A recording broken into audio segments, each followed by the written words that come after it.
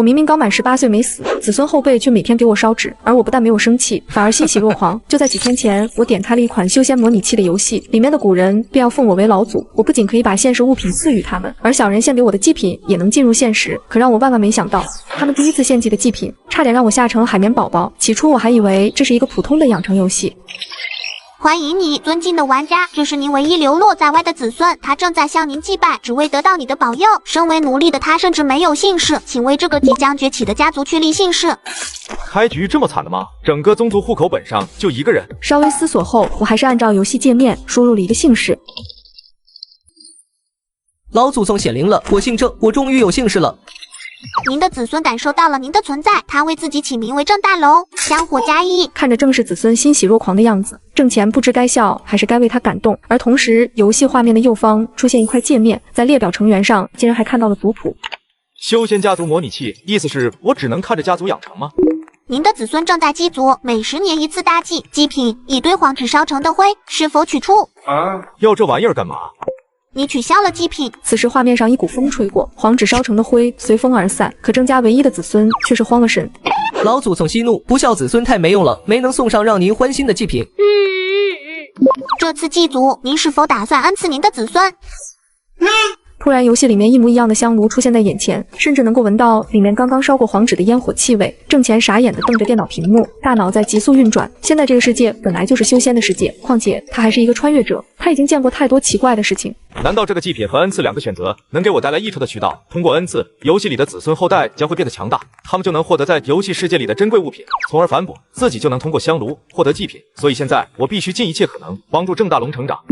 请往香炉投入您的恩赐，剩下时间3分45秒。时间在流逝，如果时间归零，他还没有给郑大龙赏赐，那么下一次的祭祖时间是10年之后，而现在的郑大龙已经20岁，只怕没本事在身的郑大龙就要饿死了。所以我现在该给他什么？食物。可他奴隶出身，既然能出逃，那么想办法在短时间内填饱肚子是没问题的。给他零食吗？不行，郑大龙只是一个普通人，匹夫无罪，怀璧有罪，修行法门，强大己身，他才能活下去，在这10年里壮大家族。随后郑乾找到了一枚漆黑的石头，将石头小心翼翼地放了进去。正在检测您投送的恩赐，炼气士修行手册，请问是否投送？这是。此时屏幕里郑大龙似乎一下子明白了什么，在祭台前磕头拜谢。不孝子孙，谢老祖宗赏赐，必定不负老祖宗厚望。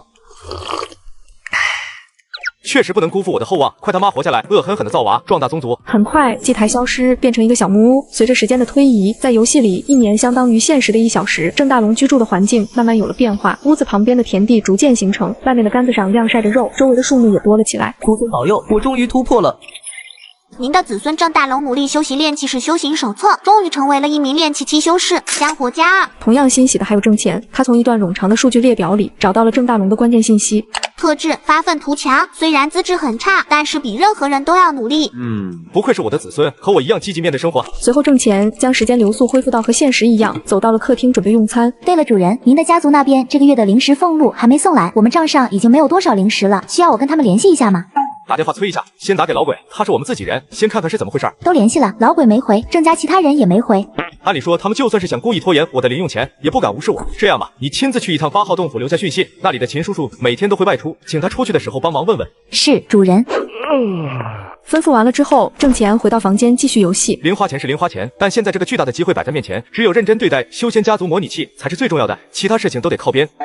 而此时郑乾发现游戏界面竟然开始转换到除了族群地点之外的环境，在一片林子里，郑大龙的动画人物显现，除此之外还有几头野猪的模样。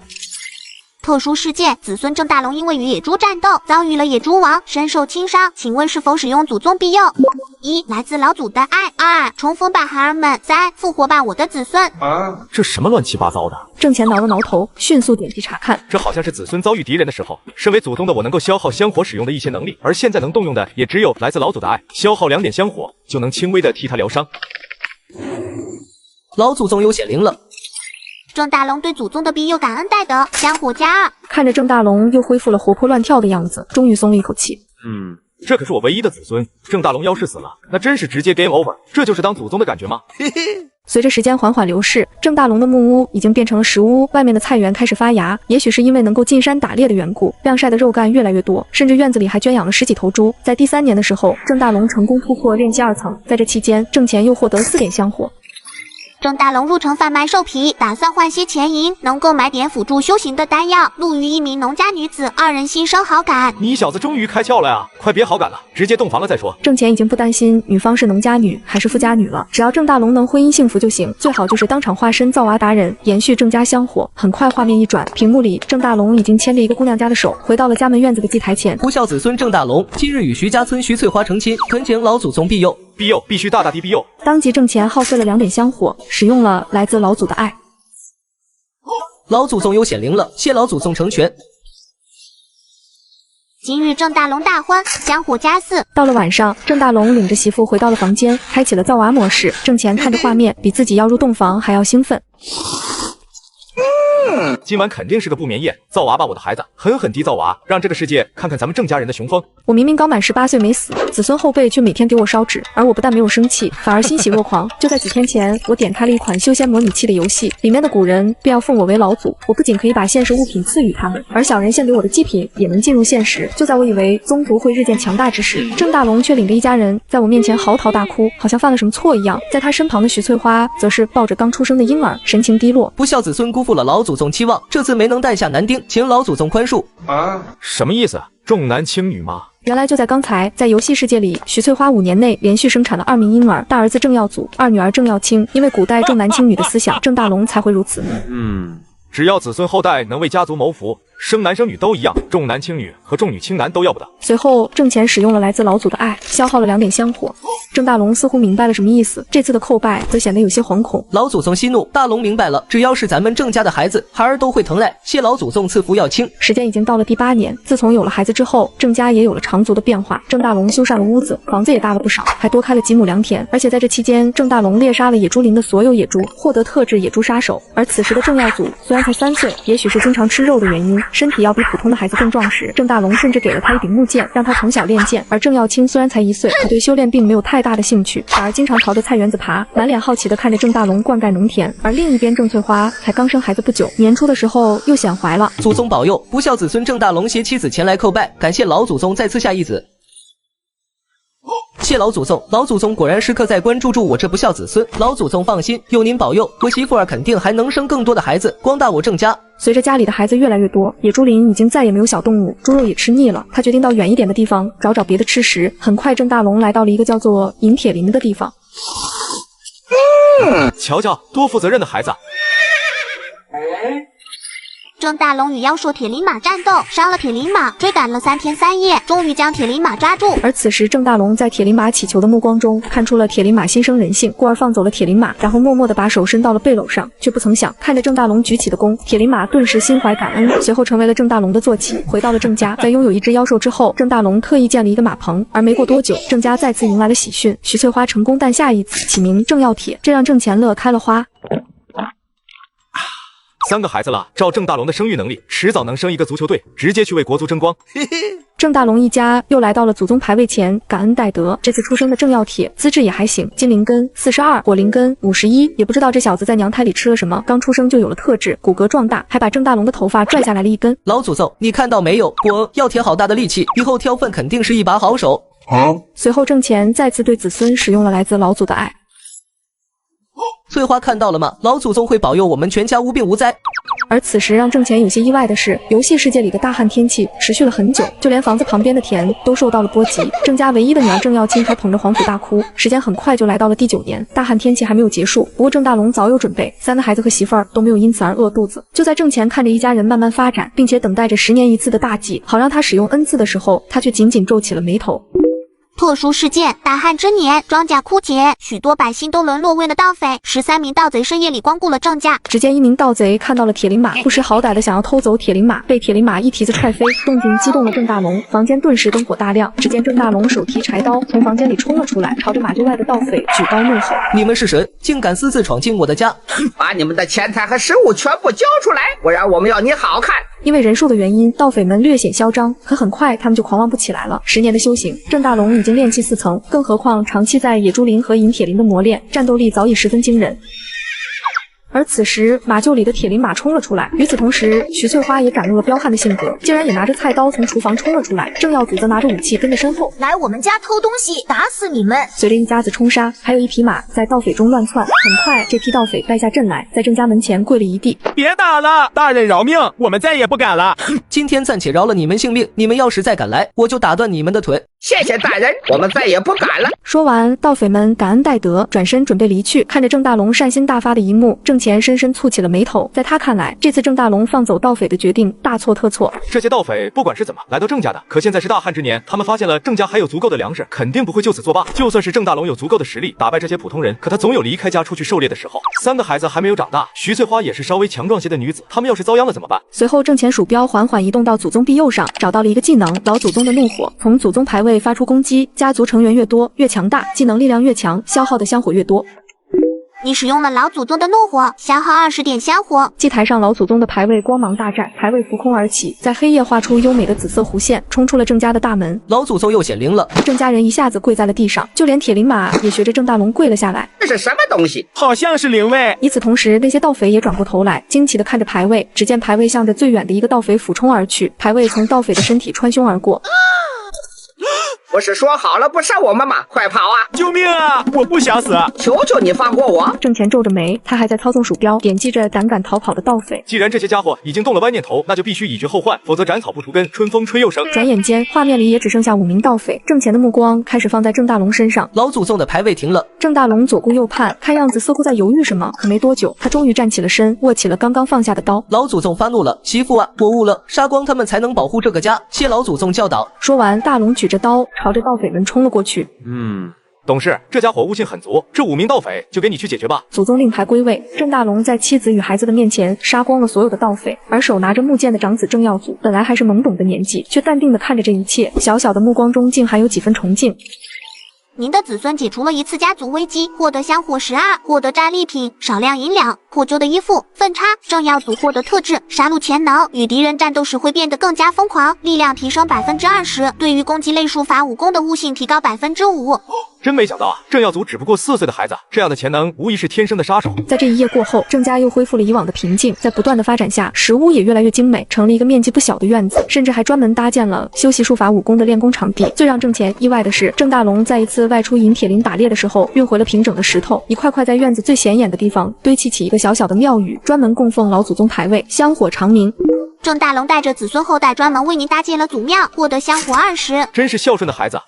可我还活着，却有子孙为自己立庙，怎么总感觉有点奇怪？紧接着，在郑乾心心念念的等待下，终于迎来了10年一次的大祭。郑大龙牵着铁林马，带着媳妇以及3个孩子，一同来到小庙前，点燃了香火，开始祭拜。我是这个家族的老祖，子孙后代的祭品可以进入我的现实，而我也可以把现实中的物品恩赐给予他们。身为郑家的老祖，接下来10年一次的大祭，我决定恩赐给他们的是各类丹药36枚。氧气丹12枚，可减少炼气期修饰、吸纳天地灵气的时间；天元丹12枚，清理身体杂质，服用丹药修行的半年时间，如有神助；天机补灵丹12枚，有一定的几率提升人的灵根，全凭个人造化。这几乎是我现存丹药数量的1/10了，为了家族未来的发展，也只能割点肉了。老祖宗又显灵了，是丹药，好多的丹药，光闻到这味道就知道不简单，谢老祖宗恩赐。多亏老祖宗这10年里的庇佑，家族才能欣欣向荣。耀祖，快把爹准备好的金银送上铜炉，供奉祖宗。您获得了祭品10斤白银，1斤黄金，是否取出？我取个得儿。黄金和白银早在这个修仙的年代，早就不是稀罕物了，就连挣钱跑车的车前盖都是用纯黄金打造的。老祖宗没有降下那种温暖的恩赐，是不是老祖宗不喜欢黄金白银啊？那一定是了，老祖宗那么厉害，这些普通的东西根本入不了他老人家的眼。耀祖，快，你去仓库找值钱的东西，一定要让老祖宗满意。没过多久，李耀祖就抱着一大堆物品放在了眼前。你获得祭品野猪王的金，黑岩矿2斤，是否取出？一大堆奇奇怪怪的物品，郑乾本不想要，可这到底是子孙后代的心意，他随意的在这些物品中翻找了一下。咦，这是个什么？神秘铁枪，郑大龙从野猪王山洞中的一堆人类骸骨中所得。被封印的武器。郑乾的神情逐渐变得凝重，在修仙界，值得被封印的东西，无一不拥有着非凡的来历，同时也可能危险至极。很显然，以郑大龙浅薄的修为，并没有看出这件铁枪的珍贵。你选择取出子孙供奉的祭品神秘铁枪。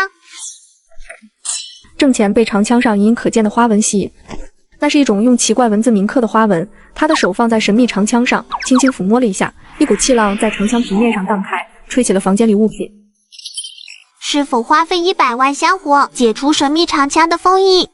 我满打满算才积攒了80点香火，你要我100万，要不直接去抢？郑乾虽然有些愤愤不平，但也越发确信这件长枪的强悍。突然发现，凭借他那一点学识，并不能看出什么信息。此时电脑里的时间来到了凌晨4点，居然玩了一夜了，这封印这么强，根本打不开啊！看来要出去一趟了。随后郑乾把长枪收入空间戒指中，同时放出一个木头人摆在凳子上，确定能够远程操纵电脑后，才转身离开房间。主人需要准备早餐吗？不需要。对了，12号洞府的林奶奶有在家吗？一直都在，2个月前从室外回来，没有出过洞府。主人要外出吗？需要我陪从吗？稍微走一趟而已，很快回来，去给我准备车。是，主人。随后郑乾开着车离开了别墅，开了一小段路程，来到了12号洞府。林奶奶，我是郑乾，来看你来了。随着郑乾喊了一声，12号洞府的大门打开，和郑乾家不同，里面通红一片，一个杵着拐杖的老妪弓着腰站在屋里。林奶奶，没打扰到您练气吧？怎么会呢？糟老太婆一个，有个年轻人来看望我老太婆，高兴还来不及。来，小郑啊，跟奶奶我进来喝茶。林奶奶，这回我可是遇到难事了。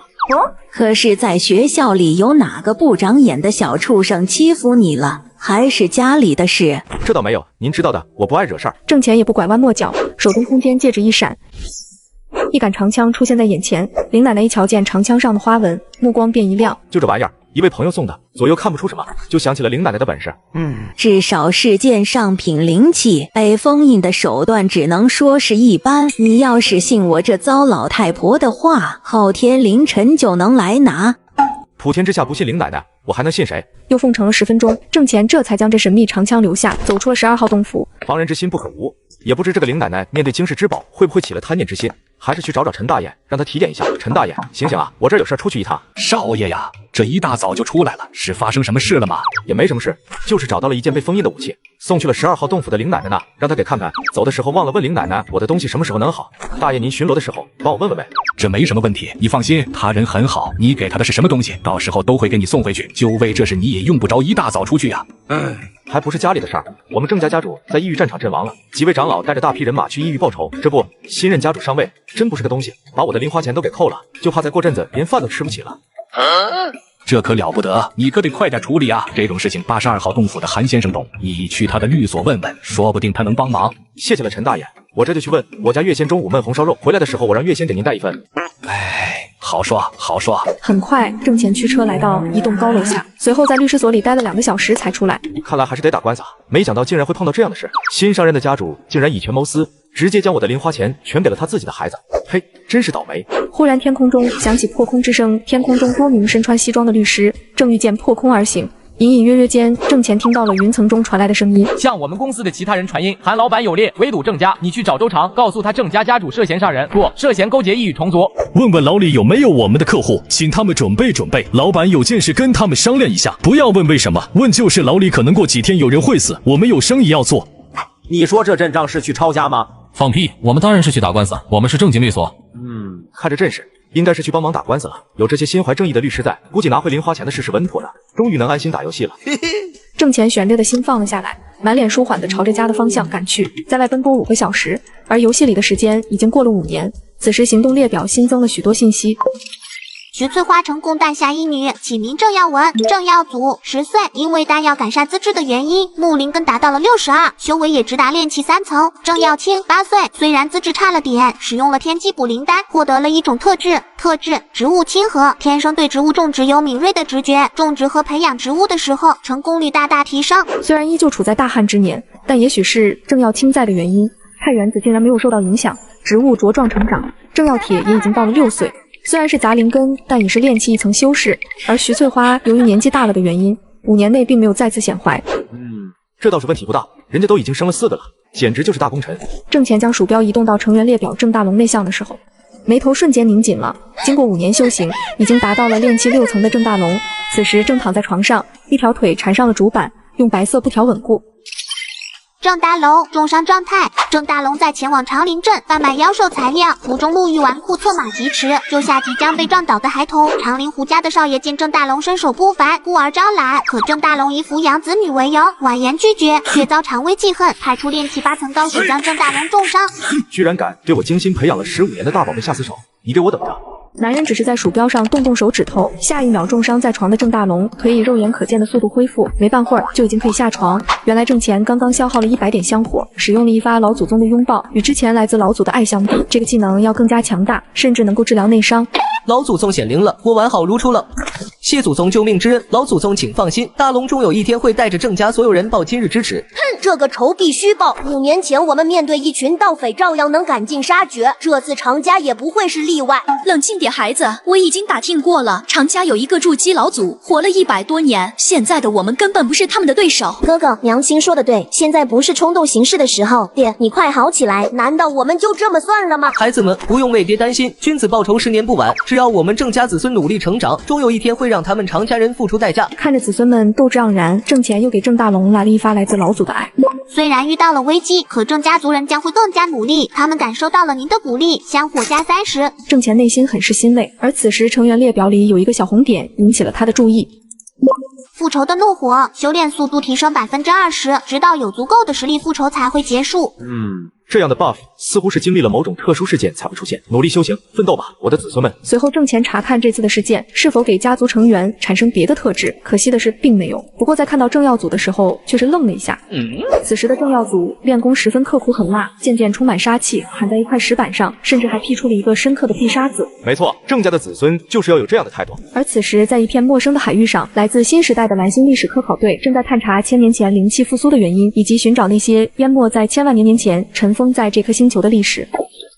找到了，我在下面找到了一块尘封在海洋深处的石块，记载着荒古时代的历史。下面有可能拥有着一片曾经修士居住过的广阔土地，也有可能是一个庞大到无法想象的家族势力遗址。另一名探查员兴奋地抱着一大块石头冲破了海面，飞到了灵舟之上。当考察队看到了这个石块的真面目，霎时间众人面面相觑。好浓的杀气！郑家子弟在仇恨之下修行的越发刻苦。随后郑前就发现郑大龙召集了除3岁的郑耀文之外的所有人，朝着银铁林的方向前进。老祖宗赐予我们的丹药已经没剩下多少了，不过我上次进入银铁林的时候遇到了味道很诱人的果树，这一次我需要家人们和我齐心协力。坐在屏幕前的郑前却没有阻止众人的行为，而是屏息凝神，已经做好了要是他们遇到危险随时使用老祖技能的准备。银铁林可不是之前的野猪林，里面妖兽众多，危险至极。郑家人若是想成长，必须要经历重重困难的。要是想一直守在祭台前等着我恩赐，干脆直接毁灭算了。没过多久，当郑家人刚进入了银铁林，就碰上一只尾巴燃着焰火、浑身金毛的猫妖。燕尾灵猫体型娇小，却拥有着极快的速度，具有一定攻击性。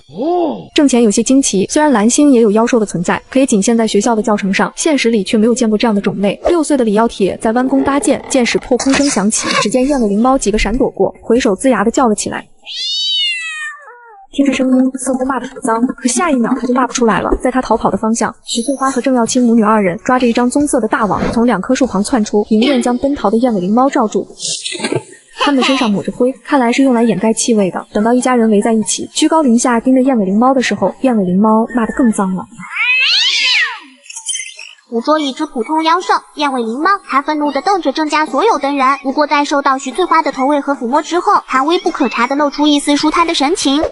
是打算把燕尾灵猫家养吗？不过这只猫的肉都不够塞牙缝，让它看家也是个不错的选择。这一次郑家人在银铁林待了5天，这期间抓了不少的妖兽。捕捉一只普通妖兽，阴影猎犬；捕捉一窝普通妖兽，百里鸽；捕捉一只普通妖兽，食蚁兽。竟然抓了这么多妖兽，徐翠花你可藏得够深的，竟然偷偷瞒着我学会了御兽。徐翠花境界炼气1层，术法武功纳气术、羽兽术特质妖兽亲和，能够简单的感受妖兽的情绪，更容易与妖兽亲近，驯服妖兽的概率提高100%。就在郑前震惊的时候，银铁林的郑家人正围着火堆，郑大龙拿出祖宗牌位，在牌位前烧香叩拜。老祖宗保佑此行顺风顺水，多亏了老祖宗恩赐的修行秘籍，让不孝子孙郑大龙找到了壮大家族的方法，孩儿必然会好好使用炼气士修行手册，终有一天灭掉泰林常家，一雪前耻。大龙之妻徐翠花叩谢老祖宗，11年来养鸡养鸭，翠花终于学会了御兽之法，翠花将以此法壮大郑氏一族。您的家族受您之福泽，从炼气士修行手册悟到御兽术，香火加100。我去，炼气士修行手册还有这作用。炼气士修行手册这些知识对郑乾虽然没什么用武之地，可对郑家族人来说，炼气士修行手册却囊括了大量实用的知识，大有可为。看来一直以来我都低估了这本最基础的教材。蓝星上下几千年的灵气复苏史精粹而出的修炼教材，在修仙世界算得上是新手期的无上宝典。郑乾还在惊奇于炼气士修行手册能在游戏世界大放异彩的时候，郑家一行已经在大雾中赶路。没过多久，郑家人发现了一棵大树，上面挂着一颗颗火红的果实。郑乾挪动鼠标，便看到了果树的信息。兽血果树，一种在妖兽汇聚之地才能产生的果树，以多种妖兽之血栽植，结出兽血果。妖兽血液越多越强，兽血果产生的灵气越足。一些强大的妖兽往往会在霸占这样的果树，猎杀妖兽，以妖兽之血栽培，供以自己突破。而此时，巨大的果树身后猛然出现了一条巨蛇，通红的双眼正盯着郑家众人，头顶的2根巨角雷光闪烁，仿佛是一种警告：如果再敢靠近，将要把他们当成培养兽血果树的养分。不好，是普通妖兽的巅峰。上次我见到他的时候，他的气息还没那么强。我们快离开吧，他好像暂时没有和我们动手的意思。郑家人一时之间打起了退堂鼓，正想撤退的时候，怀里的祖宗牌位从衣服里飞了出来，猛地朝雷光蟒冲了过去。退？怎么可能退？还有180的香火，就算是所有香火都干完了，我也不可能放弃这送上门的机遇。使用老祖宗的怒火，消耗20点香火。老祖宗显灵了，家人们，只是一条小蛇而已，不要怕，一起弄它。明明只是一个小小的灵牌，却能让眼前的雷光巨蟒心生畏惧，甚至不惜一切献上自己的本命核心，只为能成为郑家的护庙神兽。而我只是这个修仙家族的老祖。原来就在不久前，郑家一行人进山打野，发现了兽血果树，不幸遭遇了妖兽巅峰期的雷光蟒。就在郑大龙一家人打起退堂鼓之时，老祖宗的牌位猛地冲了上去。怎么可能退？这送上门的机遇是可遇不可求的。战斗吧，我的牌位！很快，祖宗的灵牌就与雷光蟒双脚激射而出的雷电碰撞，而一旁的郑氏族人也有帮忙。可正要铁的弓箭连雷光蟒的皮都擦不破，其他人甚至连接近也都做不到。没过多久，郑乾曾经一次次秒杀盗匪的技能，竟然在雷光蟒的攻击下阵来。我靠，这么猛！再来2发！郑乾连续点击老祖宗的怒火，只见屏幕里的灵牌一分为2，在半空中划过紫光，再次冲了过去。不要怕，老祖宗没有放弃，我们这些子孙后代也要一战到底。这些灵果我们要定了。再来！郑乾操纵这游戏里的5枚祖宗灵位，此时他已经明白了，祖宗灵位相当于炼气巅峰的实力，点击一个灵位就能操纵该灵位的轨迹，按 A 攻击目标，按 R 便能使用大招爆炸。虽然雷光蟒皮糙肉厚，却也耐不住一次次的祖宗灵位攻击，这一会感觉伤痕累累。哟，居然还敢放肆！此时，一个新的祖宗灵位再次出现在雷光蟒眼前。本来怒火腾腾的雷光蟒，瞬间被这个只有1臂长的灵位吓得当场直立，随后竟人性化的朝着祖宗灵位俯下身躯，眼神中满满的求生欲。老祖宗打赢了，这头巨蟒根本不是我们老祖宗的对手。老祖宗万岁！正是子孙感受到了老祖宗的伟力，香火加30。面如死灰的雷光蟒的头颅中心，缓缓浮出一块充满雷弧的菱形晶石。雷光蟒心生畏惧，祈求您饶了他和他的孩子一命，献上本命核心，是否消耗50点香火，契约雷光蟒成为护庙神兽。这种情况还是第一次出现，让郑乾愣了一下，随后他毫不犹豫地点击了是。你已契约雷光蟒成为护庙神兽，它将为您守护宗庙，守护您的灵位，为您传达来自老祖宗的讯息。紫色的光芒照耀在雷光蟒身上，而此时显示屏的左上角也出现了一个蛇形图标。郑乾点开一看，雷光蟒的信息出现在眼前，其中有一项让郑乾尤为兴奋。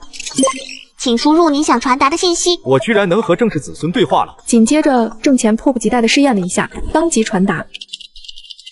屏幕里的雷光蟒似乎也感受到了不知从何而来的讯息，下一秒便拖着满身的伤痕爬到了郑大龙面前，用巨大的头颅蹭了蹭郑大龙，紧接着便用尾巴指了指兽血果树。站在一旁的郑耀清看了看雷光蟒，再看了看祖宗灵位。爹爹，他好像在表达什么？是不是老祖宗让我们把这棵树带回去种啊？听到郑耀清的话，雷光蟒的头上瞬间闪烁着雷电，猛猛点头。他点头了，他能跟老祖宗交流。那我们先把果子摘了，把此行的战利品全部带回家。这棵树太大了，我们得从长计议。Nice。之前只能通过使用来自老祖的爱，粗略的表达意思，可现在有了雷光蟒，就能做更多的事。在接下来的日子里，郑家开始了疯狂的发展。翠花已经彻底驯服了所有灵兽，将灵兽带到野猪林放养，将野猪林改名为灵兽园，里面的物种已经拥有30几种。这些妖兽可不仅只是养着，它们同样为李家的发展铁蹄牛耕地，不择鸟浇水，百里鸽和食蚁兽除虫。郑家的农田越开越大，省下了李家人不少力气。已经11岁的郑耀祖也没有闲着，他更热衷于习武。10几只攻击力很强的妖兽成为了他的陪练，他的战斗技巧每天都在增长。郑耀清则是在灵兽园内部开了一个药园子，其中正种植着一棵最突出的大树兽血果树。他每天从妖兽身上抽血，也只能维持着果树的生机。不知道为什么，这棵在银铁林里硕果累累的果树，经过了1年也没有开花，反倒是果树之下一种种草药开始发芽，长得壮实。而郑家众人之中资质最强的郑耀铁，如今年仅7岁，对于打造器械十分感兴趣，在郑家的大院子里专门垒起了简单的锻造台，供李耀铁打铁。在他的身边，从银铁林抓来的燕尾灵猫，还有能口吐烈火的怒焰蜥蜴，正用兽火帮助郑耀铁淬炼铁器。一旁还有养在水里的冰灵鱼，随时口吐一口坚冰在石槽的水里，好让通红的铁器冷却。一家人都在努力为郑李家出力。发展的不错，就是不知道雷光蟒什么时候才能醒。原来就在家族迅速发展时，雷光蟒也进入了脱皮期，陷入了沉睡。爹爹，不好了，有人闯入了灵兽园，他们把我种植的所有灵药都采摘了，现在正在往我们家的方向赶来。触发紧急事件，郑家18年，持续10年大旱，郑家周围却农田青翠。虽然盗匪进入郑家无一生还的传闻很是可怕，但还是有大批的盗匪盯上了这块富庶的地方。此时的郑家祠堂内，一只通人性的百里鸽飞到了徐翠花的肩膀上，在徐翠花的耳边咕咕地传递着信息。很快，徐翠花面色阴沉地朝着家人说道：“他们之中有修士，比以往来我们家骚扰的家伙都要厉害。他们敢来，就让他们有来无回。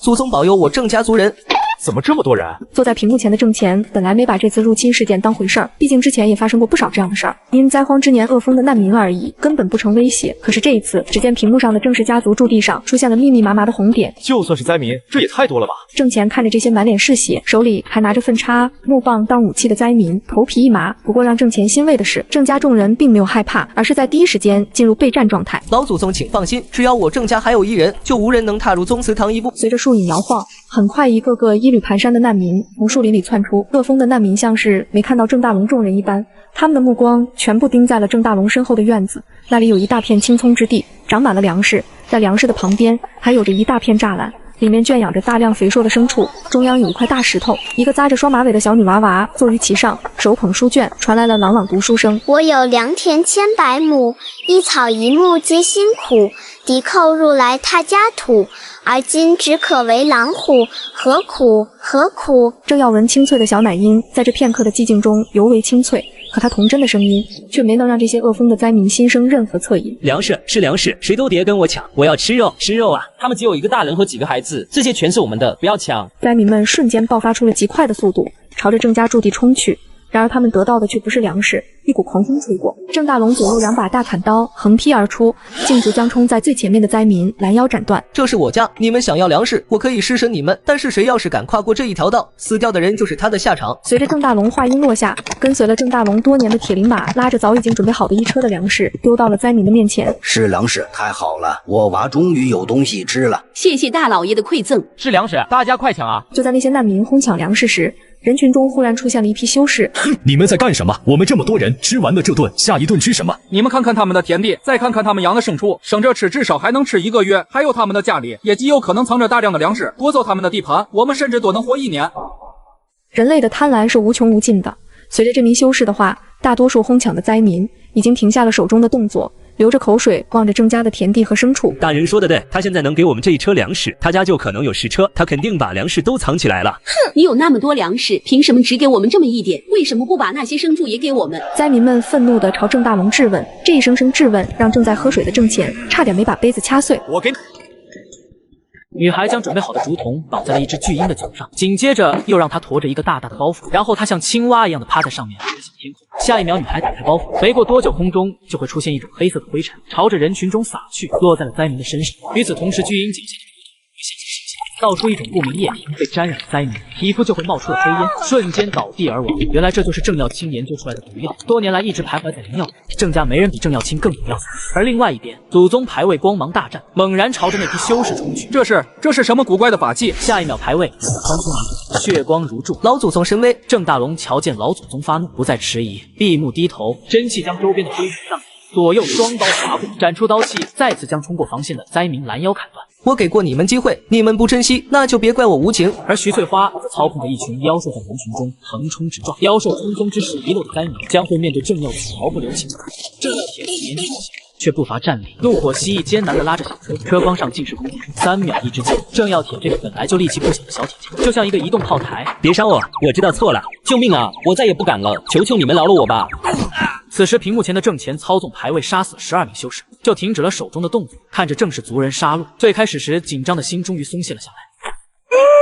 原来我培养的家族已经变得这么强大了，幸好郑家子孙里没有出现那种悲天悯人的圣母婊，出手都干脆利落。就在正前感叹这场战事完美落幕之际，轰的一声，老祖宗牌位被一柄飞剑击碎，紧接着便见一名黑衣修士从空中走出，那柄击碎牌位的飞剑漂浮在他身边。没想到泰林镇之外竟然还有你们这样的家族。不好，是筑基期高手！郑大龙惊呼一声，顿住了手中的动作，感觉到这名修士的强大。多喜，这是什么法器？一化为十，而且长得灵位的模样，有点意思。你是什么人？为何要害我郑家？郑大龙看似粗犷，却有些心思，也看得出来，这次灾民入侵必定与眼前的修士有关。多喜，你们这一家子也有点意思。灾民从泰林镇来，你说我是什么人？常家。尤喜果然是聪明人，一点就通。事实上，他也一直没有动手，就是想看看郑家到底有什么底牌。在他看来，郑家除了一家子，还有些普通妖兽，其他不足为惧。这次出关，我那孙子说这深山老林中有一家人把他乱七八层的属下嘎了。开始我还不信，现在看来真是你们干的。我从来没有得罪过你们常家，还被你们常家的常威打成重伤，你们何必如此咄咄逼人？修士不屑地瞥了眼郑家众人，咄咄逼人不至于，就凭你们真不入我的眼。我只是比较好奇，你一个奴隶出身的人，凭什么短短不到20年的时间内，成为了一名炼气7层的高手？还有你们家的孩子，居然比我家的孩子都要争气。现在告诉我，你们到底藏着什么秘密？把你们藏着的宝贝交出来，我可以饶你们性命。还有你们这个破烂牌位，你们不会真以为这个没用的法器能护你们周全吧？郑家众人无言，只是看了看老祖宗的牌位爆炸的位置。我说你祖宗18代。郑大龙双目通红，他猛然从郑耀铁的手上夺过长弓，弯弓搭箭，身上所有的灵力全部注入弓箭之上。我不知道老祖宗以什么方式存在，也不知道老祖宗牌位身上的秘密有多么惊人，我只清楚，作为郑家的子孙，即便是死，也不会透露半分老祖宗存在的秘密，并且要为老祖宗的荣誉而战。携带着真气，发出狂暴的后手，也带着郑家众人的决心。可下一秒，弓箭软弱无力的被常家老祖抓在手中，甚至连对方的护体真气都无法破开。我觉得你们还是乖乖把东西和秘密全都交出来比较好。不愧是我培养的子孙，面对筑基高手，依旧未有所惧。郑乾莫名的感受到有些骄傲，甚至希望这些郑家人是他现实的族人。你很狂！只见飘在空中的牌位动，第一枚飞向常家老祖身前，对方刚要格挡，爆炸随之而来。老祖宗大发神威了！老祖宗，快弄死这个小可爱！没想到还有这样的威力。常家老祖皱着眉望着另一枚动弹的灵位，冷哼一声：“哼，我倒是要看看这种没用的东西究竟能奈我何。我看看你有多狂！”郑乾操纵的数枚灵位，再次将常家老祖身旁的飞剑炸飞。还剩下6枚，用完了之后呢？我看你们怎么办？而在屏幕前的郑乾则是丝毫没有理会他一次次地操纵牌位，键盘上的2键都给他按冒烟。随着多次爆炸，常家老祖真气炸开倒飞而出，嘴角渗出了血。哈哈哈，没有了，你们这个古怪的法器用完了吧？突然，常家老祖的笑声戛然而止，只见一枚牌位再次凭空出现在了郑家众人的身前。怎么还有？没完没了吗？常家老祖嘴角抽搐一下，他盯着那枚牌位，一时间竟进退两难。就此退去，只怕传出去，让天下人耻笑。可若不退，如今被炸了9次，真气只剩一半，谁知道这玩意儿还有多少？而眼前的这枚牌位并没有攻击常家老祖，而是用来保护郑家子孙。此时，郑家宗祠堂里，雷光蟒终于睁开了眼，原本漆黑的蟒皮变成了深深的紫色，他身上的雷光顺着地面竟辐射出10米之外，紫色的电弧就连宗祠堂外的洞都能看得见。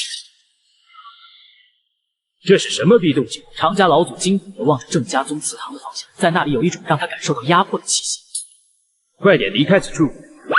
他扭头就往尿人的方向，身后不断的传来大树被撞倒崩塌声，直到他逃到兽血果树前时，紫色的电弧已经落在他的身边，却没有向他攻击。这到底是什么东西？一条长近20米、死得发黑的巨蟒出现在眼前，巨蟒的头上赫然立着他刚刚讥讽过的牌位。屏幕前的郑乾正给雷光蟒传达了指令，霎时间，雷光蟒缠住了常家老祖的身体，慢慢发电用力。灵兽大人，请饶命！很快，常家老祖的骨头便发出了咔咔的响声，他的血液从皮肤的血管爆开，缓缓落在了兽血果树上。随着常家老祖一死，这次入侵彻底结束。您的族人成功阻止了灾民的入侵，获得香火300。郑家宗祠堂里正是子孙聚集，还有一名活着的修士已经被五花大绑，身体瑟瑟发抖。不孝子孙无用，还让老祖宗亲自出手，请老祖宗怪罪。还是先问问泰林常家的事情，已经2次来找麻烦了。郑乾再次给紫雷天阳蟒传达了要说的话，霎时间，紫雷天阳蟒收到了讯息，然后才朝郑家众人开口：老祖宗说让我们解决常家的麻烦。请老祖宗放心，此事孩儿必定妥善处理。下一秒，郑大龙便开始朝抓来的修士询问，得到了确切的情报。常家作为泰林4大家族之一，他们家族有4位老祖宗，都是多年闭关的筑基期高手。大人，你们想要去常家报仇是不可能的。泰林镇4大家族是镇子上的根基，他们虽然偶尔会有小摩擦，可为了防止其他地方的人抢占他们的资源，他们一直都是合作关系。还有泰林镇的镇长，你们敢去动常家，镇长也会将你们视为逆贼。那我问你，泰林镇会不会因为我们杀了常家老祖前来报复？不会，常家老祖已经死了，给常家人800个胆子也不敢再派人来，其他3家肯定只会幸灾乐祸，不会惹火上身。也许他们可能不敢闯进来，但是也不会再让你们入城。闻言，众人面色沉重。妈的，这摆明是让人堵门了。郑乾吐槽了一声后，就明白了目前郑家的状况，随后加速了游戏的时间流速，并传达了指令，接下来的日子里小心行事。随着时间的推移，10年大计就要到来，而他也早就做好了这一次恩赐的准备。而就在此时，宗祠堂外面响起了清脆的脚步声，只见李耀清正蹦蹦跳跳地跑入宗祠堂。老祖宗，您快看看，我在灵兽园里种的大树开花了！兽血果树终于有动静了吗？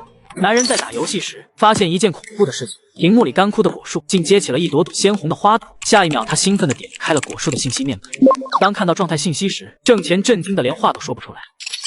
兽血果树经过数百具纳米实体鲜血的浇灌，还有修士之血的滋养，它已经汲取到了足够的养分，今年结的果子将会更加鲜艳。此时大树下面看起来很单纯，并且满脸温柔抚摸着果子的郑表清。老祖宗，您快看看，我在灵兽园里种的大树终于开花了！乖乖，你可太行了。自从那次入侵事件后，郑乾就没有过多关注郑家人如何处理尸体，原来全部被这小姑娘放血，用来滋养兽血果树了。不过结果是好的。郑乾当场降下禁令，给郑耀清来了一发来自老祖的爱。哇！谢老祖宗奖励，耀清今后一定会为老祖宗培养更大更多的兽血果树。你可别为了养树干些丧尽天良的事啊，不然咱们郑家小胳膊小腿被当成魔修还真罩不住。看了看游戏世界的时间，马上下一个10年就要到了。林奶奶还没来敲门吗？看来还是要上门看看我的东西弄好没有。打电话给我干！我家族的事情，韩大叔这么快就办好了吗？小郑啊，只怕这次的王叔叔我真帮不了。你们那位新家主连夜开着飞船，带着李家全员跑路了。什么？我都还没上车了。事情是这样的，传闻你们家主在天荒星域被间星号炸死了。不过我看没那么简单，他都成仙了，不可能这么容易死，很可能是假死的。然后呢，你们高层先跑了，说是去报仇，可指不定是提前跑路。按我的经验，你们新家主是被留下来转移家产的，自然没有时间管你的零花钱。他要是被人弄死了，你们家族的主力也还在。不过他本事不小，带着全员跑路，家产也悄无声息带走了。总结而言，你们李家在转移财产，恭喜你，你被家族遗忘了，都成穷鬼了，还恭喜个字儿？好，谢谢你啊，韩大叔。小事一件。对了，如果你缺零食花，想卖掉你的别墅，接下来该怎么办？这会儿零花钱可真要断了。主人，家里来了一封信，您看看。郑乾啊，记得小时候你就错过我，说我这辈子都当不上家主，还不如让你来的。我觉得你说的有道理，现在你就是地球上最后的郑家血脉了。现在我封你为郑家家主，请你一定要光大我郑家。你他……郑贤道，这辈子最好别让我见到你，早有预谋，一定是早有预谋。你说我要是变穷了，咱们俩该怎么办？主人，集贤庄里有108户，我们可以一天去一家蹭一顿饭，讨点零食过日子。这样的话，频率也不多，也不讨人嫌。实在不行，我这里还有一本秘籍。确实是很贴心。月仙，你去联系一下104号洞府的齐老板，让他2个小时后来找我。随后，郑乾离开了家，往林奶奶家飞驰而去。小郑啊，来拿你的东西吗？这点时间还没好。街坊邻居谁不知道林奶奶的手段世间难寻，怎么可能没练好？况且门卫陈大爷都夸赞林奶奶的手艺不错了。别以为仗着门卫老陈，你就能威胁老身。这话过了，威胁倒不至于，只不过防人之心不可无。林奶奶也知道我这人谨慎，也就留了一手而已。哼，话都说到这份上了，林奶奶也不多言，她丢给郑乾一枚戒指。小子，以前你有郑家作为仰仗，集贤庄的人才给你面子，可我听说没了郑家，你什么也不是。要知道世间人情冷暖，等你被集贤庄扫地出门，没有人再给你面子，我看你如何是好。此时郑乾面色阴沉，他知道他跟林奶奶是彻底闹翻了。家没了，还惹上了个狠老太，看来唯一的依靠就是修仙家族模拟器了，是该到了奋斗的时候了。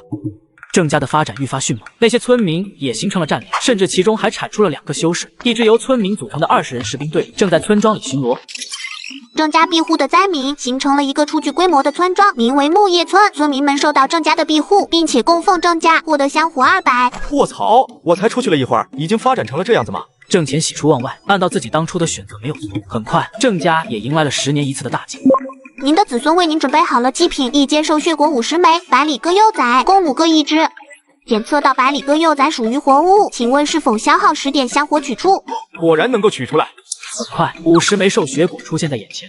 一阶兽血果，以血液培养的兽血果，加之天的灵气精粹，每一颗都拥有着50点的灵气，人体能够消化的程度达到80%。哦，神果呀！想不到修仙模拟器比我想象的还要智能，这样的神果卖出去会有多少富家子弟趋之若鹜？紧接着，2只百里鸽也出现在眼前。这2只百里鸽被妖兽学家看到，怕会挤破脑袋啊！东西已经送来了，看来短时间内不用到处蹭吃蹭喝。请问是否快速吸收兽血果的灵气？1点灵气消耗1点香火值。卧槽，快速吸收还有这功能？要知道，药力虽然在身上，可也是很难吸收到经脉里的。瞬间，郑乾就知道了这个功能的可怕。只要他有足够的香火，有足够的兽血果，他就能直飙仙境。这点灵气还不够塞牙缝的。祭品已送达，请问是否恩赐您的子孙？他看了眼那件林奶奶解封的神秘长枪，此时已然灿灿生辉。可除此之外，里面还有一样东西，这个世界普通修士的违禁品。霎时间，一个庞然大物轰然出现在房间之内。传送，正在投送老祖宗的恩赐。老祖宗收下了这次的祭品，他对祭品很满意。太好了，老祖宗这次应该没对我们失望。请神兽询问一下老祖宗，他老人家是否有什么旨意传达？多好的子孙啊！时刻准备聆听老祖宗的教诲。当家的老祖宗说了，他很满意，让咱们好好发展家族。老祖宗放心，我不会让老祖宗失望。郑大龙正要继续拍马屁，只见祖宗牌位上浮现出道金光，老祖宗又显灵了。霎时间，众人连忙磕头。下一秒，只听轰的一声，一个庞然大物出现在院子里，他的身高甚至能和呆滞的紫雷天阳蟒持平。等他们真正看到此物的全貌，已是满脸惊骇。这是什么？好强的压迫感！为感谢各位观众的支持，我把下一集放在了左下角，点击即可提前观看下一集内容。男人上网是有个奇怪的习惯，只要屏幕前的时间达到一个整数，他都会拿出一个准备好的物品恩赐于电脑里的小人。而这一次，男人竟然从戒指里掏出一个2.92米的庞然大物，下一秒他便出现在了小人的世界里。可郑家子孙非但没有高兴，反而惊恐地疑问起来：这是什么？好强的压迫感！这难道是我们老祖宗的本体吗？强大的老祖宗！不仅是他们，即便是紫雷天阳蟒，此时也能够感受出战争傀儡的强大。本体，屏幕前的郑乾开始的时候，也是想把机甲送给子孙们，一步步教会他们操纵。可现在他发现，家族修仙模拟器比自己想象的更人性化。您的恩赐初阶战争傀儡已送达，并可以与战争傀儡建立联系操纵系统，需要耗费香火值5000，但由于你的香火值不足，战争傀儡进入自主战斗模式。也就是说，我能够在游戏之外通过精神联系操纵战争傀儡战斗，就和 VR 操作一样吗？此时他按捺住心中的激动，修仙家族模拟器似乎能开发的功能可以更多了。此次大祭，您的子孙后代感受到来自老祖宗的伟力，香火值加100。屏幕前的香火值已经达到了2106，积攒了这么久的香火值，可是却依旧不够和战争傀儡建立联系的点数，任重而道远啊！他最初的想法也不是操纵机甲，而是让这具机甲成为郑家的底牌。除了丹药之外，这也是目前郑乾能恩赐给他们最好的东西。郑家20年大祭之后，随着木叶村愈发繁荣，年仅15岁的郑耀祖频繁出入木叶村，与木叶村曲长明之女曲潇潇暗生情愫，于繁星之下以天为被，以草地为床，偷吃禁果，一发入魂，曲潇潇怀孕。郑乾好奇地看向屏幕，只见月黑风高，湖边上有2个人物抱在一起。潇潇，你长得真美，你的手好像很小，让我看看。你的眼睛也很漂亮，你的鼻子好小啊。讨厌死了！啊！我靠，真是万万没想到啊！平日里只知道练剑杀敌的时候跟疯子没什么区别的郑耀祖，好起牛来竟然还有这一手，都快把人家妹子叫成翘祖的了。紧接着郑乾对郑耀祖使用了来自老祖的爱，霎时间飞叶里一道紫光划过，落在郑耀祖的身上，这抓着女孩子手的小家伙顿时目光呆滞。耀祖哥哥，这是什么光啊？郑耀祖终于反应了过来，连忙跪了下去，一副做贼心虚的样子。老祖宗，谢老祖宗恩赐，求求您别告诉爹啊！他要是知道我乱来，怕是要打断我的腿。他打一个试试。果不其然，到了第2天早上，郑耀祖当即就被拖到了祠堂，跪在牌位前。老祖宗息怒，婚姻大事父母之命，媒妁之言，我儿耀祖没经过同意，竟然行畜生之事，对居家女儿行不轨之事，请老祖宗责罚。请老祖宗责罚，耀祖再也不敢了。郑大龙见老祖宗迟迟没有回应，还以为是老祖宗宗发怒了，他一咬牙，举起刀，狠狠地盯着郑耀祖。列子，把裤子脱下来！我从小到大怎么教你的？你竟然敢糟蹋屈家女！你让我死后怎么有脸面见老祖宗？又怎么有脸与屈长明交代？爹，你干嘛呀？孩儿就只有一根啊！卧槽！郑乾怎么也想不到，郑大龙竟然狠到要把儿子切了。他连忙给紫雷天杨莽传达指令，紧急救下郑耀祖的根。爹，您快看，老祖宗传达旨意了！看着紫雷天杨莽朝着自己摇头，郑大龙这才放下了刀，狠狠地朝郑耀祖说道：“老祖宗饶了你，还不快朝老祖宗跪拜谢恩！等等，跟着我去屈家，带好聘礼去屈家求亲。我们郑家的脸都被你这畜生丢尽了！谢老祖宗救我！差点，我的乖子孙就要练辟邪剑法去了。”他可没郑耀祖那么保守，反而有点想跟郑耀祖这个乖子孙学习一下经验。很快，郑家给了聘礼，屈家的屈长明也没那么保守，反而因为能和恩人的孩子结亲而高兴。紧接着，一对看着面相略显稚嫩的新人走到宗祠堂前跪拜祖宗。今日郑耀祖大婚，在宗祠堂前，请您饮茶，香火加30。郑家第2代终于有人结婚了，第3代马上就要出来了，子孙满堂，这才算是真正的欣欣向荣。随着时间的推移，郑大龙发现木叶村外每天都徘徊着从泰林这儿来的修士，他感受到了危机，来到祠堂询问老祖宗该如何是好。现在我们郑家基本上是被泰林镇孤立围剿的状态，只要我们敢朝着泰林镇的方向踏出一步，恐怕常家就会趁机集结泰林镇的人对付郑家。这样的话，我也不确定能不能有一战之力。老祖宗说，困境能够催促着我们的进步。身为郑家人，永远不要停止前进的脚步。我们应该寻找突破口。常家堵住了我们发展的方向，可我们却不仅只有一个方向。闻言，郑大龙目光大亮，他连连叩拜。谢老祖宗指点，我悟了。媳妇啊，叫上我们的人，我们无法与泰林镇交易，无法从他们那里购买丹药，可我们身后有一整座银铁林，而且有护庙神兽助阵，我们能比以往更加深入，也有更多的人与我们一同战斗。没过多久，村口就集结了郑家目前所有的战力。在这2年里，木叶村已经出现了4名修士，余下的都是经过2年半训练的猎人，他们都是对村庄建设的有功者，都得到了郑家奖赏的兽血骨。虽然郑大龙从未对他们有过任何要求，可这些人早已经默默效忠郑家。随着紫雷天杨莽一声嘶吼，郑大龙手捧祖宗牌位，一跃于紫雷天杨莽头顶，高举右手出发。随着一声令下，郑家众人朝着银铁林进发。虽然现在有几百个村民为家族效力，但这只是表面上的繁荣。这些修士没有见过血，也只不过是花架子。这次进发银铁林也算是练兵吧，全当检验一下成果。主人，齐老板到了。竟然游戏里的子孙都这么努力了，我这个当祖宗的可不能丢了郑家的脸。月仙，你先请齐老板到花园坐坐，我马上就来。小郑少爷，听说您叫我来是想跟我谈生意的，你也可以当成是我和你在谈生意。郑乾不卑不亢，一下子就引起了齐老板的注意。我就说嘛，郑家大业大，怎么可能忽然之间出了事全部逃离？看来郑家是有什么策略性的产业转移。齐老板这话就问的太多了，难不成我这样的小人物就不能跟您做生意了吗？能，郑少爷请说。不是说，是看。说完，郑乾丢给齐老板一枚案件，随后他手中就出现一枚兽血果。接触到果子的一瞬间，他感受到了里面所蕴含的灵气，皱了皱眉，紧接着左手的手表发出光芒，扫描了一下兽血果。下一秒，他的表情顿时凝固起来。我们星球上从来没有这样的品种，每一颗蕴含100点灵气，能够储存在人体内消化。不过果子里全是血气，只怕是用鲜血培养的，有点儿犯法了。小郑少爷，犯法了呀！我本人最遵纪守法，既然犯法了，那就算了吧。见状，齐老板嘴角抽搐一下，他本来想趁此讲价的，谁知道郑乾这小子油盐不进。哈哈，小郑少爷，瞧您正经的，这东西是有点儿擦边，但合规合矩。我做生意这么多年，知道怎么处理。那就好，听我家里人说，这玩意儿是炼气期修士的福音，一颗不算什么，可是几颗乃至越来越多，它的效用也就越大。有钱人家的小孩一直吃，即便是资质很差，只怕不用成年就能拥有足够的灵力，突破初级期。齐老板，您说这值多少钱？随着郑乾说出果子的作用以及果子的价值，齐老板顿时捏紧了奶茶杯，他总感觉自己已经被这个小年纪的郑家人拿捏了。这些果子还有更多吗？如果小郑少爷信得过我的话，我能帮小郑少爷找到买家，但我要2成的利润。2成，3%，否则免谈。我自砍一刀，15，你看怎么样？3%，这种果子我还有更多。小郑少爷，你们那个新任家主也和我做过生意，我还以为您和他一样，看来是我想多了。现在在我看来，郑贤道就是一头猪。原来他是和您做的生意，这话他可没跟我说过。在我看来，这新组长还不如您来当。小郑少爷，这20枚果子我就先帮您卖，也给咱们的合作打个样儿，希望我们能长期合作。说完，齐老板起身准备要走，就在这时，郑乾的话打断了他。齐老板，且先等等，这儿还有样东西要你看看，或许你会感兴趣。哦，难道小郑少爷还有好东西？你在这里稍等一下，我去取来。难道郑家人根本没有跑路，反而是找到了什么资源丰富的星球，打算秘密开发？而这个郑乾就是郑家的代言人，准备偷偷发育搞什么大事吗？为感谢各位观众的支持，我把下一集放在了左下角，点击即可提前观看下一集内容。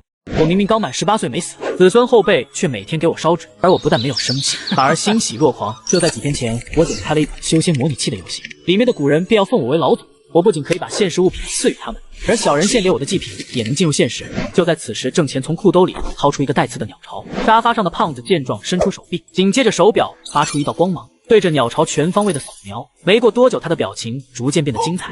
这是带着灵气的新物种。齐老板，这东西的价值，我想您能够明白。明白。我不希望你卖给什么变态的妖兽学家，你能做到吗？小郑少爷，请你放心，我老齐不可能白费了这泼天的富贵，一切都会秘密进行，不会有人察觉你在这个星球做生意。至于您以后零食的花销，就包在我的身上。终于可以养活自己，又能安心打游戏了。妈的，我就知道郑家没跑路，难怪留下了郑钱。这小子真精明，跟个活了几百岁的人一样，愣是半点儿没从他那套出话来。而此时游戏世界里，郑大龙携村民带回大量的战利品，不仅获得珍贵的巨灵草，还意外捕捉了一只妖兽狂暴虎。另外一边，郑耀清经过了几年的研究，已经开始种植另一株兽血果树。想要拥有更多的兽血果树，就需要更多的人口，种植更多的粮食，饲养更多的牲畜。最重要，这玩意儿还能让我突破现有的境界。随后他连忙把郑大龙叫住，还请老祖宗指示。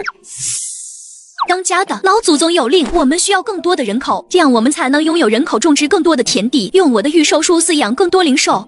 老祖宗深谋远虑，媳妇啊，我明白老祖宗的意思了。其实老祖宗没有你说的那么简单。徐翠花和屏幕前的郑乾都愣了一下，而郑大龙信誓旦旦地说道：“老祖宗想要的不仅仅是田地和灵兽，他的意思应该是只要有了人口，就能够吸引商人、吸引门客，甚至日后我们能称霸一方，碾压太灵镇。”其实也不是不行。随后郑乾给郑大龙来了一发来自老祖的爱，表达赞赏之情。没过多久，郑家这边就传来了喜讯，第3代成员终于出手了。徐潇潇10月怀胎，成功诞下一子，取名郑云林，获得香火加持。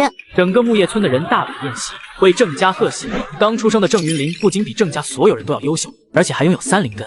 郑家23年，木叶村人口已达到1548人。炼气4层的郑耀清机缘巧合之下，从木叶村一名老医师那里获得了一本千草经，炼出人生第一份药粉凝血散。郑耀清获得新的职业9品药师。什么职业？居然出现药师了！要知道，一位强大的药师甚至能够生死人肉白骨，杀人于无形。而在现实，随着科技的发展，药师这种职业已经被裴阳明取代了。自从郑耀清成为9品药师后，木叶村大部分的病人都得到了他的治疗，就连村民郑二狗多年的不孕不育都被他治愈，声望大大提高。与此同时，郑乾的香火值已达到了3000点。真不愧是我的子孙，再过不久，我就能够操纵战争傀儡了。触发特殊事件，郑家25年，郑家在银铁林里发现了黑铁矿脉，正待开发之时，看守矿脉的一名木叶村修士以及3名守卫被杀。我操！老祖宗息怒，大龙没有看守好黑铁矿，让太林镇王家的人给抢了，还让木叶村的人被杀，是大龙失职，请老祖宗责罚。又是太林镇的人，随着郑家的发展壮大，太林镇也将会是郑家为眼中钉、肉中刺，这是无法避免的事情，看来要想办法解决一下。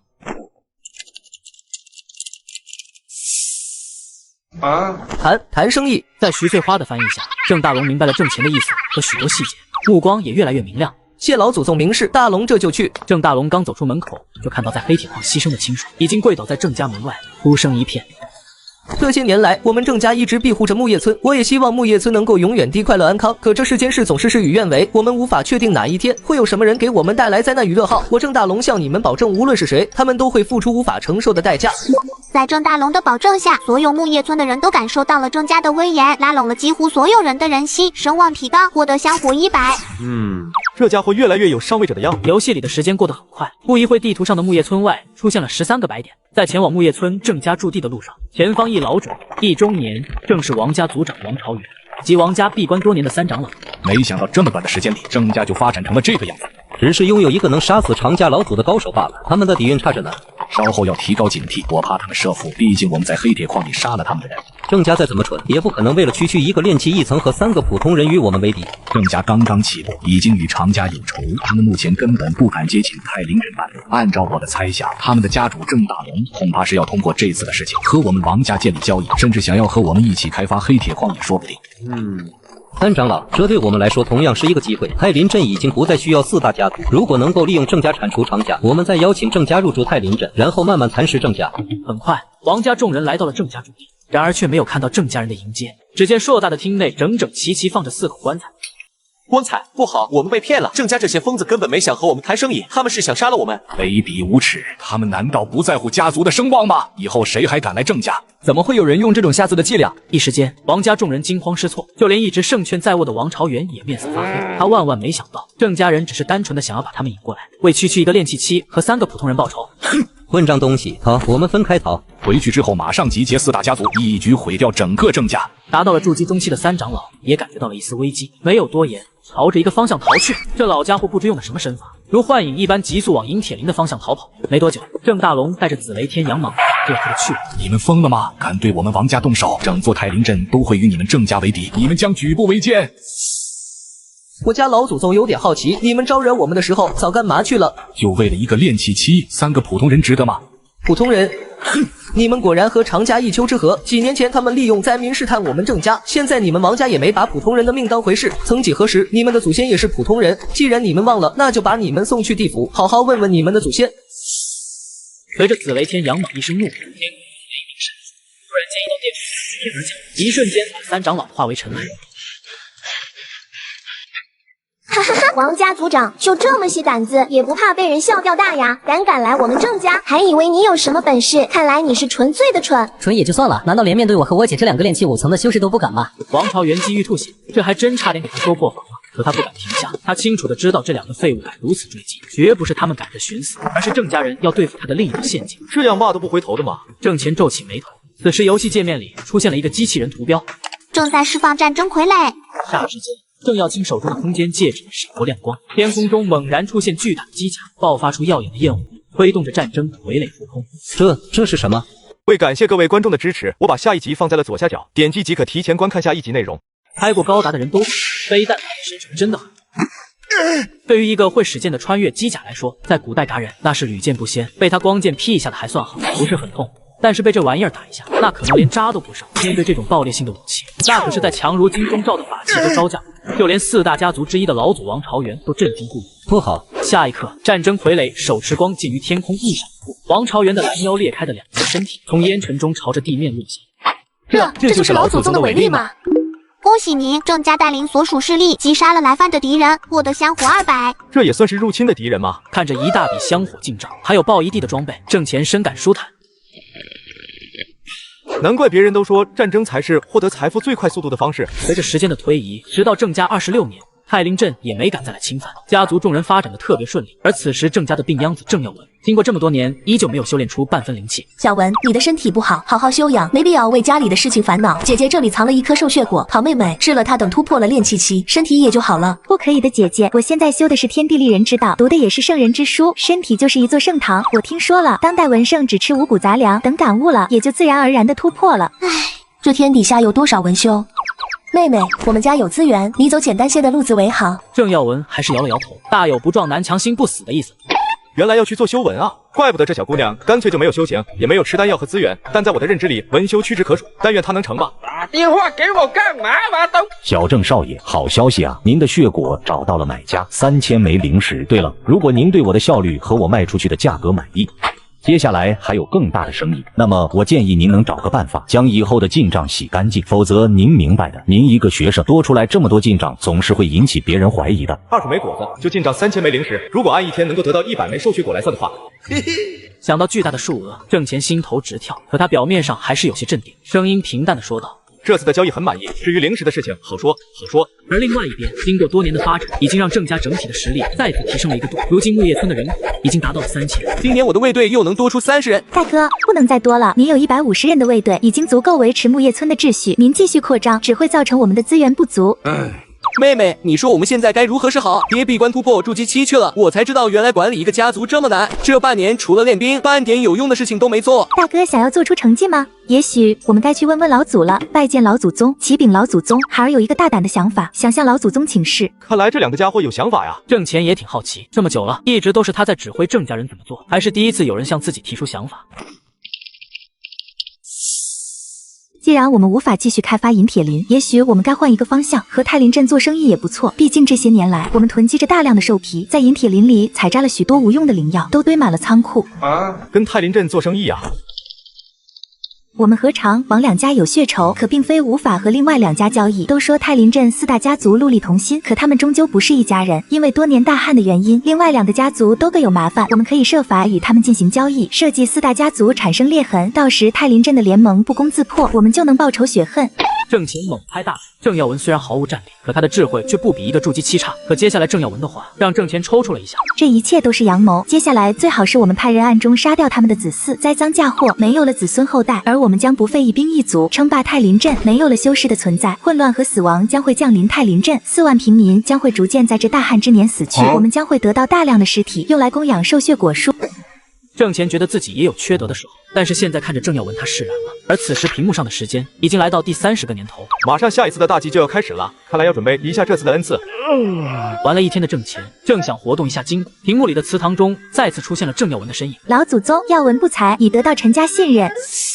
老祖宗，在3个月前，我派遣在陈家的侍女传来了消息，陈家纨绔少爷偷偷去青楼寻欢，我让二姐配置了令人乱狱的药。那一夜，曾经派人重伤父亲的常家常威也在，他喝得酩酊大醉，我令人将他送到了乱狱的陈家少爷房中。还真是第一件有这么炸裂的操作吗？第2天，常威醒了，满世界的找陈家陈敢当，扬言要与陈敢当不死不休。后来陈敢当逃出太林镇，在我的安排下遭遇了危险，来到了我们木叶村。陈家家主为保陈敢当性命，一直在和我秘密联系。郑耀文的步步为营，他深感钦佩，至少他想不到这种有特色的点子。祖宗，耀文始终还是失策了，我以为常威会提前酒醒，将陈敢当杀死。郑乾无言，他默默地输入要说的话。耀文明白了，老祖宗的意思是我们可以再来一次重击，趁着陈家正派人前来交易时，秘密让人告知常家消息。常威此人睚眦必报，定然不会放过陈敢当，敌人的敌人就是朋友。这位第2代子孙绝对是我这辈子见到过最狠的人。此时在一间屋子外，一只被徐翠花驯化的8叶花妖，花蕊中有粉红粉尘飘飞。不知不觉，屋子内的那些正在被李耀清治疗的伤者，则是满脸悲愤。常威杀我族人，子仇不共戴天。要不是郑家大少爷及时相救，只怕我们也要丧命。没想到常威那厮竟如此丧心病狂。陈创叔叔，我想请问一下，你们陈家是否和常家早有仇怨？早有仇怨。耀文侄女何出此言？要说仇怨的话，倒是很多。实不相瞒，也许你们听说我们太林4大家族同仇敌忾，可那都是外人看来罢了。20年前的时候，我陈家便与常家相互争抢过一处实况，2家死伤不少。对了，常威的大伯也就在那场意外中死去。果然如此，唉。侄女为何叹息？实不相瞒，陈兄逃至我郑家时便说过，那夜去寻欢时他晕乎乎的，根本不知道发生了什么。翌日常威就要对他喊打喊杀，而且常威还站着理，可常威全程搜捕陈兄，陈兄却还能逃出天林镇，您说巧不巧？你想说什么？我想说，这一切很可能是常家做的局。做局？对，一场局。这些年来，我们郑家和常家有血仇，陈叔叔是知道的。可你们跟常家关系同样不好，所以常家背地里已经在谋划要将我们一网打尽。他们故意制造了常威和陈兄的矛盾，还故意放走了陈兄，为的就是今天。陈叔叔，你认真想想，如果你们陈家的人在来我们郑家接陈兄的路上全部丧命，你们陈家的人会怎么想？我们陈家的人会想，是你们郑家动的手，毕竟你们之前把王家的人骗到郑家杀了。对，这样他们常家杀了你们陈家的人，再怂恿你们与郑家为敌，彼时郑家已得罪太林镇3大家族，只怕就要大难临头了。好狠辣的手段！我现在就回去把消息告诉我们老祖，让常家付出代价。陈叔叔且慢，您觉得常威对你们动了手，他们有可能让你们活着回去吗？只怕在前去太林镇的路上，早已经布满了常家的陷阱。那该怎么办？陈叔叔，在我郑家好生恢复，这些日子我们该谈的生意继续谈，至于让常家付出代价的事情，还得从长计议是好。毕竟家族之争关乎存亡，您还是认真考虑一下，为了此事将你们陈常2家置于生死之地，到底值不值？这些日子，常王2家都在说你们郑家凶狠，真是人言可畏啊！郑耀文在这样的点已经是至近乎妖了，他几乎抓住了所有的细节，一步步将常家和陈家拉入了彻底敌对的深渊。看着游戏里的画面，郑乾竟有些敬佩。郑家的军师还得是你郑耀文。没过多久，郑陈2家交易已经敲定，郑家所有人都聚集在宗祠堂中，10年一次的大祭开始了。为感谢各位观众的支持，我把下一集放在了左下角，点击即可提前观看下一集内容。村子里发生了诡异的一幕，每到中午都会有上百名村民排成长长的队伍，而此时最前面的人就会躺在一块石板上，下一秒二话不说就把上衣给掀了下来。只见一旁的郑耀祖拿起一根沾满红色液体的银针，就往那人的胸膛刺去。没过多久，一个很好看的正字就会渐渐的显现出来，紧接着下一名村民又在身上的部位刻上同样的字，甚至有人要刻在屁股上。原来他们这么做就是要激活郑乾恩赐的祖宗临阵图，而第一步就是要将所有忠于郑家的人打上属于郑家的印记，其核心就是郑家人的血，以此在族群发生危机的时候，以郑家人为中心，聚集所有人的力量。不愧是我的子孙，这么快就领悟到了祖宗灵阵图的用法。您的子孙向您献上祭品：一节兽血果50枚，上品法器灵犀剑、黑铁兽血甲1套。看着祭台上的各种祭品，他毫不犹豫地选择了兽血果。你选择取出祭品兽血果。10年一收成，我一天能收割2次，以后一次100枚，每天就能够获得3万灵石，这不直接起飞？时间再次拉满，游戏世界的时间也到了轮动。大旱之年的冬天无雪，只有冷风与干燥。此时陈家人带着大量的物资与郑家进行交易。我就知道常家和王家在血口喷人，你们郑家果然信守承诺，请你们放心，从今以后你们就是我陈家的合作伙伴。你们药师制作的药剂，还有炼器师打造的法器，可以通过我们陈家与别的城镇交易。当然，陈家如此爽快，并不是因为郑家信守承诺，而是郑家拥有着正药青和正药铁的存在。虽然只是酒品，可他们无论在哪里都是香饽饽。太好了，能与陈家交易，我们就能获得各种资源。终于打破了太灵阵的封锁，我的精灵玉汤有着落了。只要再和苏家合作，我会制作更多的药剂。陈家卖给我们的黑曜晶石，能建造一座可容纳100人的练功房，这件事情就交给我吧。还有明月石，把你们的法器交给我，我给你们分析一下。大哥，你的上品法器也可以试试。拿去吧，这把灵犀剑我用的还真不习惯。对了，药铁，你一定要记得我的150套黑铁兽血套装、黑血弓、黑血刀。等我们拥有150人的炼气期护卫队后，这些东西就派得上用场了。我甚至给他们想好了名字，就叫黑血糖。150套，大哥，你可真贪心，这些东西够我练好几年的了。你还是看看黑铁矿够不够吧。等到我们将整个太灵镇纳入囊中，一切将唾手可得。此时坐在轮椅上的郑耀文发出了轻飘飘的一句话，引得哥哥姐姐们注目。不过他们毫不怀疑老四的手段。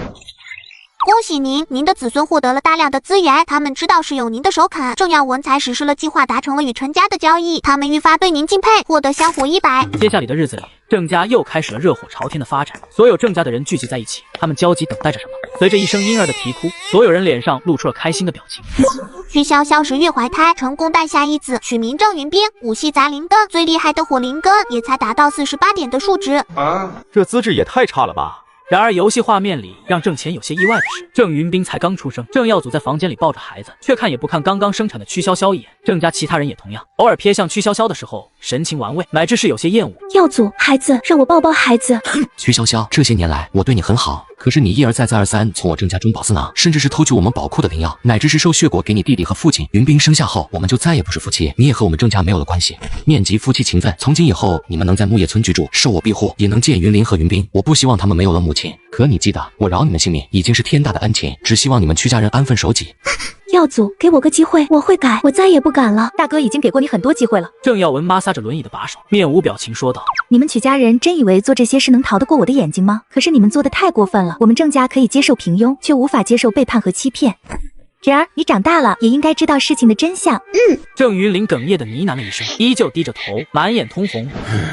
真没想到会发生这样的事，最终苦了郑云林和郑云彬这2个孩子。老祖宗，我的娘亲是叛徒，从今以后家里所有人，还有木叶村的朋友们都会知道，我和弟弟是叛徒的孩子，我是叛徒的孩子。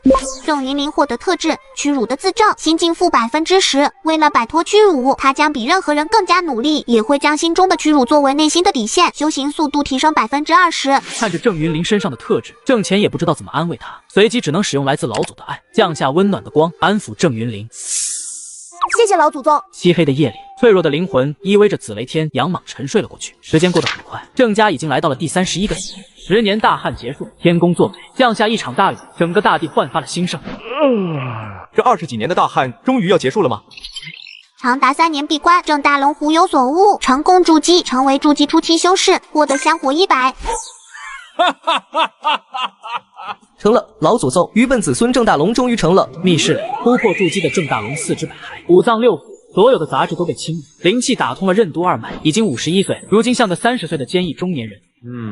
我们郑家终于出现一个真正的筑基修士了。郑乾毫不吝啬的给郑大龙来了一发来自老祖的爱。谢老祖宗一直以来的帮助，否则愚笨的我根本无法突破筑基。老祖宗的恩赐始终在帮助着我。当家的太好了，你突破之后，我们郑家就更强大了。媳妇啊，你的实力始于寿数，我契约了天月湖，实力现在也达到了筑基。原来如此，老祖宗传下来的御兽术竟如此非凡。他望着越来越美的妻子，不禁站得坚挺，老脸也有些发红。媳妇啊，我有些话想回房间和你慢慢说。老不正经。随后郑大龙抱起娇嗔的徐翠花进了房间。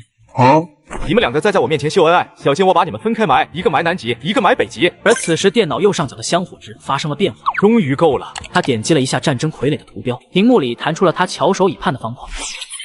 检测到您已经拥有足够的香火，请问是否立即建造联系？您将能够操纵机甲进入战斗模式。他毫不犹豫地点击了是。另外一边，正是在郑家宗祠堂背后的地窖，那里有着一个巨大的机甲，此时双眼睁开，发出红色的光芒。守卫在巡逻时发现诡异的一幕，好好的屋顶瞬间破开了一个大洞，并且附近连一个敌人看不到。还没等他们反应过来，正前方的一颗大字，快看，那是什么？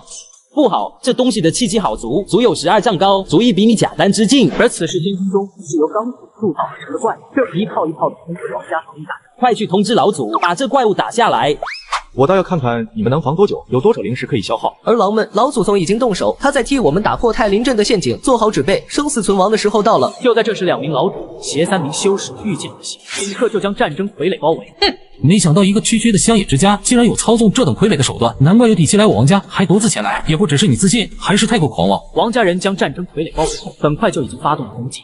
郑乾丝毫不慌，随着点击键盘，战争傀儡的模型起，一股淡蓝色的能量照将他的身体保护，抵挡了所有筑基期的术法攻击。筑基期是吧？灵气是吧？开启战斗模式。老祖宗发起围来，原来这么强大的吗？太强了！只见战争傀儡此时就在天空形成了一股风暴，一名筑基中期修士来不及逃远，瞬间被卷入光剑形成的风暴之中，尸骨无存。这到底是什么东西？他的身上全是武器，避开，不要被他的剑刺中，他没有弱点，我在他身后，他还在攻击我。妈的，真棘手！郑乾眼中已经没有了希望，原本以为在激光炮的轰击下能轻易破开防御大阵，可王家似乎有什么宝物能够维持着防御大阵。该你们出手了。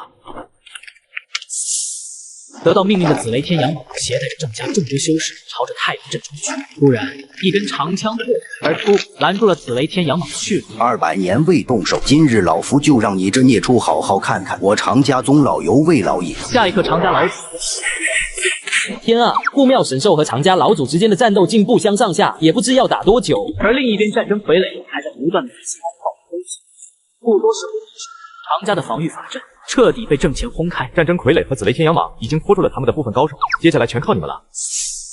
老祖宗有令，到我们出手了。只见郑大龙一声令下，早已蓄势待发的郑家众人已猛然起身。老祖宗保佑我郑家战无不胜。徐振发身上竟是浮现出一道虚影天元，随后身边出现了一只只的妖兽，在泰林镇内布好了天罗地网的常家众看见众多妖兽时，瞬间面露惊恐之色。天啊，是筑基中期妖修！快，妖兽拱城啊！该死的郑家怎么会有这么多妖兽？木叶村一名村民丁威，您的家族一头妖兽受到重伤，村民死亡。妈的！正在操纵战争傀儡控制，一边使用激光炮，一边观测着游戏界面。玩了这款游戏这么久，我已经没办法再把他们当做 NPC 看待了。请用技能冲锋败孩儿们，消耗香火115。我的功力提升了，已经闯入泰林镇的郑家成员纷纷感受到祖宗牌位上传给了他们一道强大的真气。不自量力，郑家小儿既然还想为父报仇，也不看看你够不够当，来人，把这不知死活的小子杀了！乡野村夫也想杀我。唐薇面色阴冷地望着眼前的郑耀祖，郑耀祖虽然已经重伤，却依然不惧。只见他伸出左手，拽出了怀里的祖宗牌位，忽然咧起嘴来：“就你们有底蕴吗？我郑家也有。”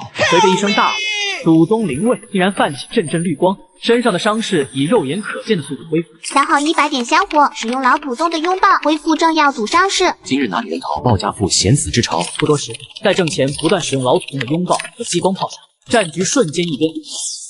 恭喜你带领着家族和家族势力突破了泰林镇的经济封锁，战胜了2大家族。您的族人正在为您欢呼，获得香火5000。